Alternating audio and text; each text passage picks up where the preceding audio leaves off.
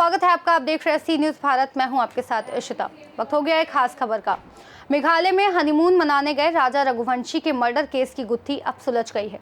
जी हां, आपको बता दें, राजा की हत्या करने वाला और कोई नहीं बल्कि उसकी अर्धांगिनी यानी उसकी पत्नी सोनम निकली।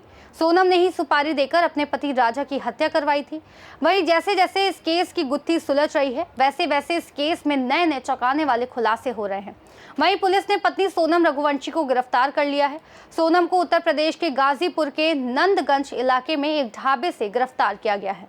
आपको बता दें, इंदौर के चर्चित कपल 20 मई को हनीमून मनाने के लिए शिलांग पहुंचे थे और 23 मई दोनों ही गायब हो गए। बेटी की वापसी के लिए परिजन ने प्रशासन के साथ साथ ज्योतिष व तांत्रिक का भी सहारा लिया था और सोनम के घर वालों ने तांत्रिक के कहने पर घर के बाहर बेटी की फोटो उल्टी टांग दी थी। तांत्रिक का ये टोटका काम कर गया और बेटी की जानकारी मिल गई, लेकिन अब वह एक हत्या की मुख्य आरोपी है।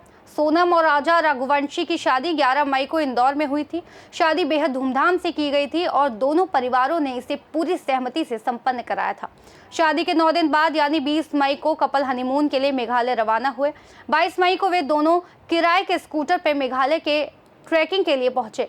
23 मई की सुबह उन्होंने चेकआउट किया, लेकिन उसके बाद से ही दोनों का कोई अता पता नहीं चला।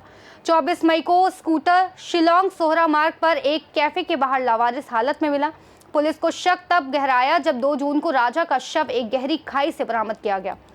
वहीं एक तरफ जहां पति राजा रघुवंशी की हत्या कर दी गई, तो वहीं कई दिनों से लापता सोनम रघुवंशी उत्तर प्रदेश के गाजीपुर जिले में एक चाय के ढाबे पर मिली है। अब सवाल ये है कि जिस सोनम को पुलिस शिलांग की गली गली में ढूंढ रही थी, वो गाजीपुर पहुंची कैसे, वो भी अकेले। इस पर सोनम ने खुद खुलासा किया है। सोनम ने पुलिस को बताया कि वो खुद से गाजीपुर नहीं पहुंची है, उसे अगवा करने वाले वहां छोड़ गए थे। सोनम खुद को पीड़ित बता रही है। सोनम ने बताया कि उसे अगवा कर लिया गया था और अपहरण करने वाले ही उसे गाजीपुर छोड़ गए। वहीं उस ढाबे के रास्ते पर पड़ने वाले सीसीटीवी फुटेज खंगाला जाएगा। सीसीटीवी के जरिए पुलिस ये जानने का प्रयास करेगी कि सोनम को यहां ढाबे पर कौन छोड़कर गया था, सोनम ढाबे तक कैसे पहुंची। बता दें कि राजा रघुवंशी के मर्डर में सोनम अकेली नहीं थी। सूत्रों से मिली जानकारी के अनुसार सोनम के साथ विक्की ठाकुर, आकाश और आनंद भी थे, जिन्होंने राजा की हत्या की। इस पूरी प्लानिंग का मास्टरमाइंड राज कुशवाहा माना जा रहा है, जिसका सोनम के साथ अफेयर चल रहा है। सोनम और राज एक दूसरे को जानते थे और काफी समय से एक दूसरे से बात भी कर रहे थे। पुलिस ने सोनम के फोन को ट्रेस किया, तब सोनम और राज के रिश्ते के बारे में खुलासा हुआ। सोनम रघुवंशी के पिता देवी सिंह रघुवंशी की एक छोटी सी प्लाईवुड फैक्ट्री है।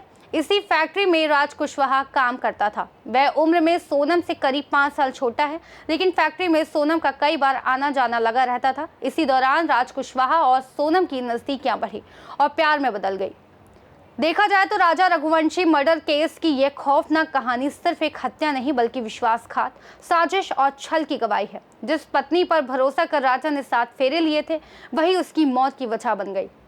सोनम और उसके प्रेमी राज कुशवाहा ने मिलकर ऐसा खेल खेला कि एक नई जिंदगी की शुरुआत करने निकला नवविवाहित जोड़ा मौत के रहस्य में उलझ गया। अब जबकि पुलिस की जांच लगातार नए मोड़ ले रही है, सवाल यही उठता है कि प्यार के नाम पर कितनी हदें पार की जा सकती हैं।